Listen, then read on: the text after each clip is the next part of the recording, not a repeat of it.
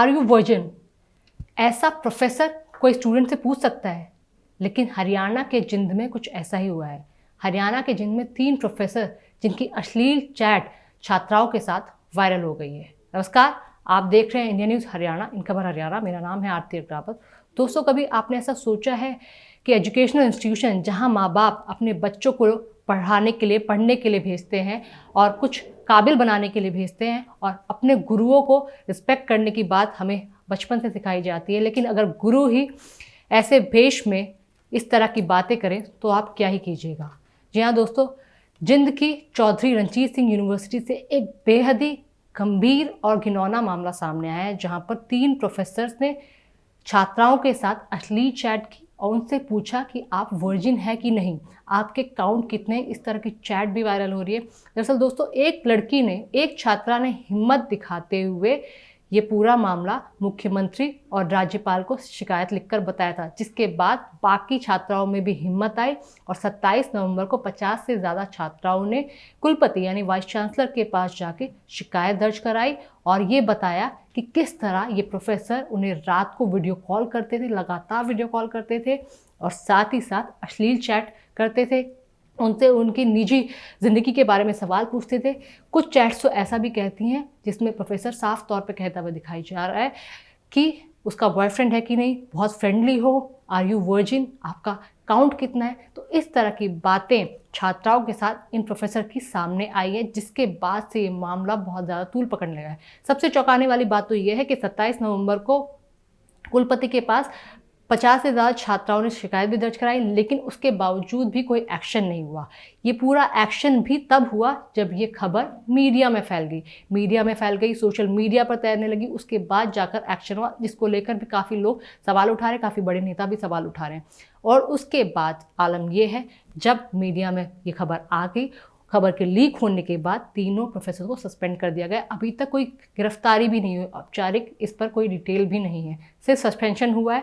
उसके बाद दुष्यंत चौटाला और दीपेंद्र हुड्डा जैसे नेताओं ने इस पर अपना रिएक्शन दिया और सवाल उठाए। साथ ही साथ INLD चीफ अभय चौटाला ने भी सवाल उठाए। उन्होंने तो यहाँ तक कि सवाल उठा दिया कि जो वाइस चांसलर प्रोफेसर हैं वो लोग नेट क्वालिफाइड है भी कि नहीं है। लेकिन जिसके बाद कुलपति का रिएक्शन आया कि उन्होंने बताया कि उन्होंने सैट और नेट पता नहीं क्या क्या चीज़ें हासिल की हैं, बहुत सारी डिग्रियां हैं, वो बिल्कुल डिजर्व करते हैं। लेकिन असल में जानकारी वाली बात ये कि आखिरकार तीनों प्रोफेसर भी क्रेडिबिलिटी उनकी है भी कि नहीं, एलिजिबिलिटी टेस्ट उन्होंने क्लियर किए भी है कि नहीं, और उसके बाद कितना वो क्वालिफाइड हैं और वो प्रोफेसर बनने लायक है भी कि नहीं, ये भी देखा जाना चाहिए। लेकिन दोस्तों, बहुत ही चौंकाने वाला मामला ये, 3 प्रोफेसर छात्राओं के साथ एक यूनिवर्सिटी में, एक संवैधानिक यूनिवर्सिटी में जिसका नाम है, सम्मान है, ऐसी यूनिवर्सिटी में ऐसे प्रोफेसर जो छात्राओं के साथ देर रात वीडियो कॉल करते हैं, उन्हें ज़बरदस्ती करते हैं बातचीत करने के लिए और इस तरह के मैसेजेस वो उन्हें व्हाट्सएप करते हैं।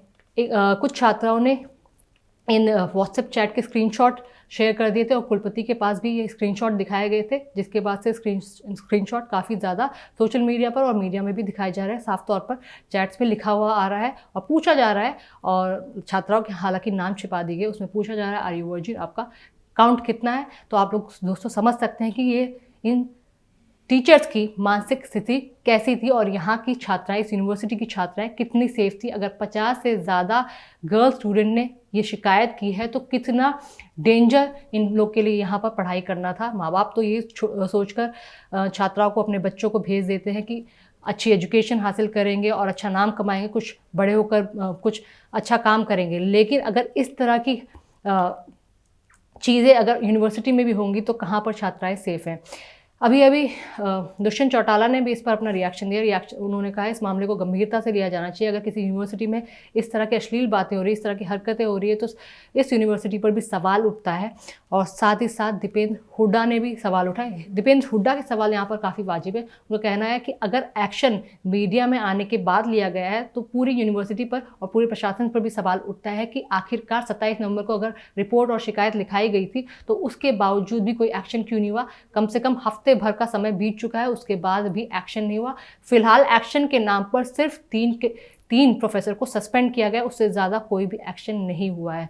तो दोस्तों, ये तो खबर थी जो सामने आ गई, ये तो जानकारी थी जो सामने आ गई कि एक छात्रा की हिम्मत की वजह से 50 और छात्राओं को हिम्मत मिली, तो उन्होंने भी इसको एक तरह से साथ आकर एकजुट होकर उन्होंने बताया कि किस तरह प्रोफेसर उनको तंग कर रहे थे और उनको बातें करने के लिए उनसे देर रात में वीडियो कॉल और बातें करने के लिए मजबूर करते थे और कोशिश करते थे कि उनसे इस तरह की अभद्र भाषा की जाए और मजबूरी और दबाव देकर भी छात्राओं को बातें करने के लिए मजबूर किया जा रहा था।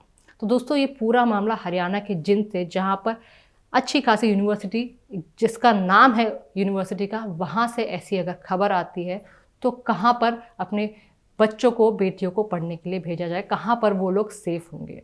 तो फिलहाल तीनों प्रोफेसर पर सस्पेंशन का एक्शन, उससे ज़्यादा कुछ नहीं, गिरफ्तारी की मांग उठ रही है। इसके साथ साथ गिरफ्तारी कब होगी इस पर कोई औपचारिक अनाउंसमेंट नहीं है, कुलपति की तरफ से भी कोई अनाउंसमेंट नहीं है। कुलपति सिर्फ अपने आप के लिए सफाई दे रहे हैं, ये कहते हैं कि मेरे पास बहुत सारी डिग्रियां हैं और मैं बिल्कुल इस पद को गरिमा इसकी समझता हूँ और इस पद को अच्छी तरह निभा भी रहा हूँ। लेकिन आपकी यूनिवर्सिटी के अगर प्रोफेसर कुछ ऐसा कर रहे हैं तो उन पर भी एक्शन लेना उनका काम बनता है। तो दोस्तों इस पर आपकी क्या राय है कि एक यूनिवर्सिटी में प्रोफेसर जिनको गुरु का दर्जा दिया जाता है, गुरु सबसे पहले हमें बताया जाता है, हम बचपन से हमें सिखाया जाता है कि गुरु सबसे पहले, माता पिता से भी पहले गुरु है, अगर गुरु ही राक्षस के भेष में आ जाए तो क्या ही कीजिएगा। इस पर आपकी क्या राय है? जिस तरह छात्राओं के साथ इस तरह के सवाल और अश्लील भाषा का प्रयोग किया गया, अभद्र टिप्पणी का प्रयोग किया गया, इस पर आपकी क्या राय है? किस तरह की सज़ा इन प्रोफेसर्स को मिलनी चाहिए और साथ ही साथ प्रशासन की तरफ से जो देरी हुई उस पर आपकी क्या राय है? बताइएगा जरूर। नमस्कार।